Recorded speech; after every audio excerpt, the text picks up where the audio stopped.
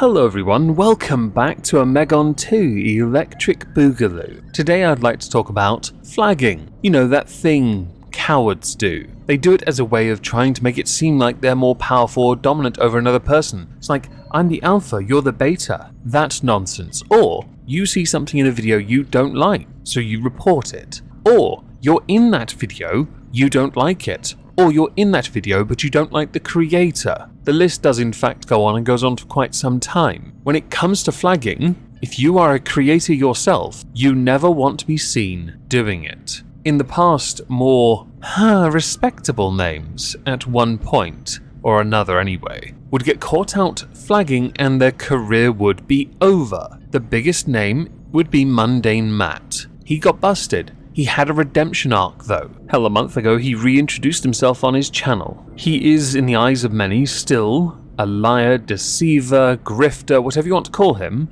Go nuts. For me, the man's apologized. He has made it clear he's admitted his faults, he moved on, as he should have. If you exist online as an occupation, like myself, although I do at least have a job away from this, you do run the risk, because of the nature of the business, of cocking up.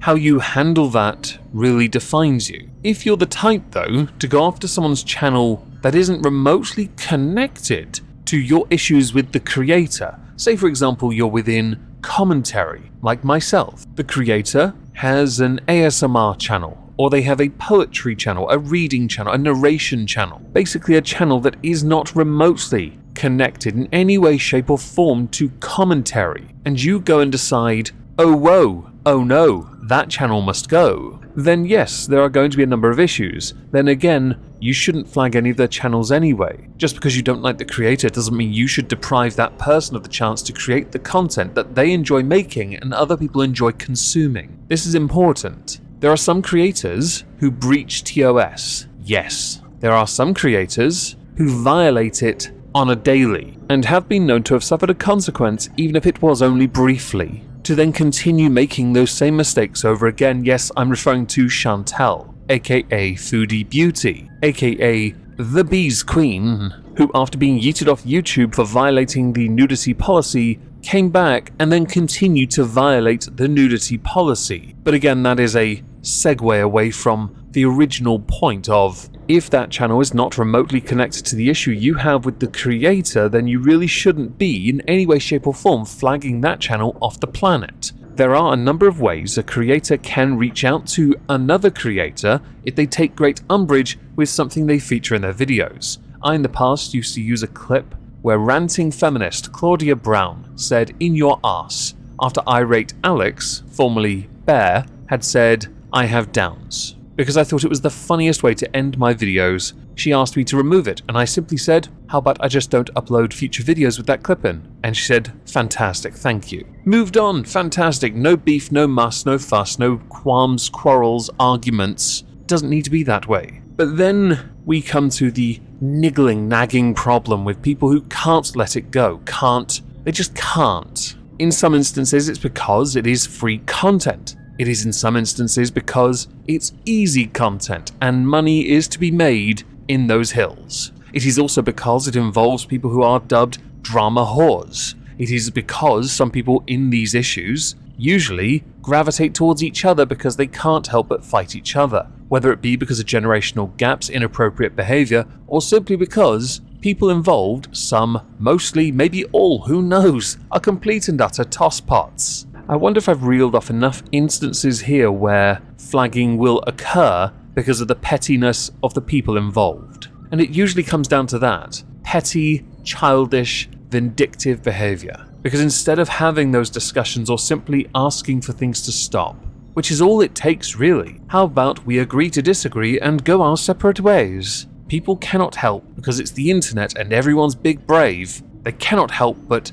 take it to the most extreme because they feel that is the only resolution that they can use. And I am now going to insert for this particular story Irate Alex, DC Media Girl, Negs, and others involved in that department, although I don't believe I'm going to be referring to any tweets from people outside of those three, where Irate Alex has lost a channel because of one of the other two, although both I believe have attempted to deny it, yet streaming evidence doesn't quite help either. So I rate Alex on Twitter. Looks like YouTube won't be reinstating my ASMR channel when there is far worse on YouTube that gets actively promoted. Cool. Underneath is an image of an email received via YouTube, where Alex had a channel reviewed and then summarily terminated upon appeal via YouTube's own system and review system. Cecil McFly retweeted this with, "Hello at Team YouTube at YouTube. This channel has been falsely flagged by individuals.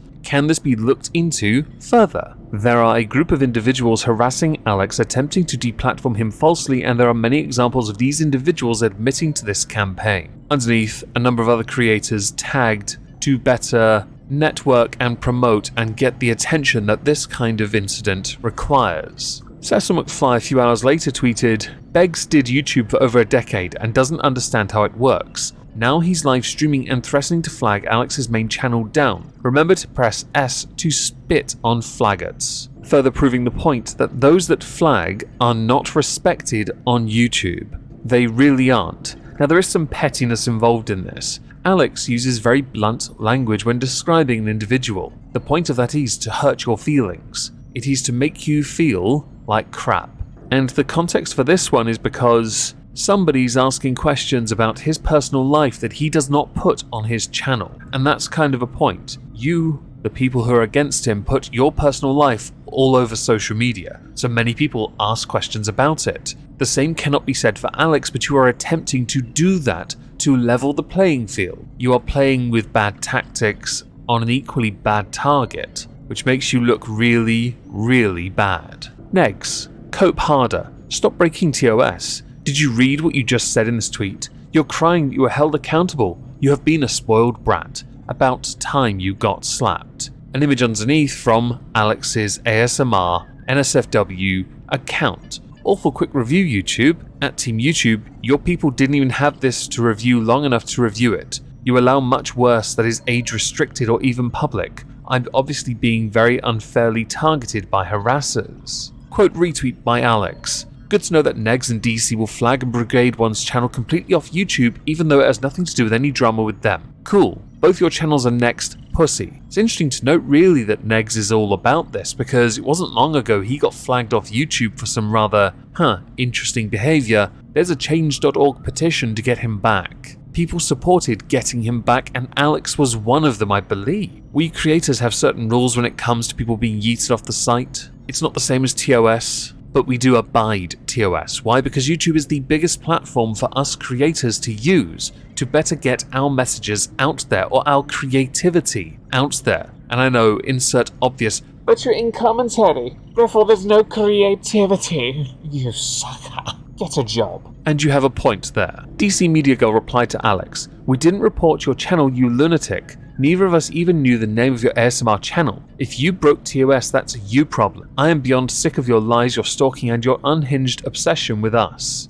says the person who is still doing streams and tweets commenting about him, while simultaneously tweeting about other people behind a block. Obsessively behind a block. And yes, I'm very much aware of the rather petty drama between yourself and somebody else called Vicky. Alex. Negs admitted to it. Also, he listened to the ASMR channel the first week it was up on Vicky Vibes' stream. You have heard me talk about it on stream. I know you watch, hooker. Please keep telling folks I've lost my mind or I'm delusional paranoid. Shortly after, Alex received this from Twitter because somebody had reported him believing he was at risk of self-harm. That's cute. Apparently for you involved, there are no bad tactics, only bad targets. But this couldn't be further from the truth because of the tactics you are employing. Your tactics are horrendous. If you cannot simply let go of someone and move away from them, it tells me a lot more about what you are as a creator because you are unable to move on and talk about something else or someone else.